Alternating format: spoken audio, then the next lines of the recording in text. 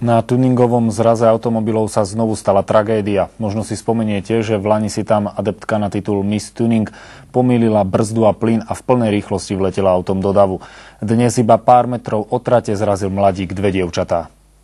Trenčianske letisko patrilo od piatku rýchlym a predovšetkým špeciálne upraveným autám. Zišli sa tu milovníci tuningu. Aj tento raz došlo na tomto podujatí k nepríjemnej nehode. Niekoľko metrov od trate zrazil mladík dve dievčatá. Jednu po náraze vymrštilo na kapotu a druhá zostala zakliesnená pod autom. Všetci mali pritom v živej pamäti tragédiu, ktorá sa tu odohrala v auguste minulého roka. Takto sa vtedy skončila jazda cez prekážky, ktorú predvádzala 20-ročná adeptka na Miss Tuning. Tá v plnej rýchlosti narazila do prizerajúcich sa divákov. Na zemi zostali ležať 8 ľudia. Jeden z nich bojoval niekoľko týždňov o život. Tento rok vládli na letisku prísne bezpečnostné opatrenia. Ľudí sme oddelili absolútne od všetkých vlastne rýchlo sa pohybujúcich aut. Popri tratiach bolo postavené prenosné oplotenie a tak si mohli všetci bezpečne pozrieť kúsky, ktoré v mnohých prípadoch vyrážali dých.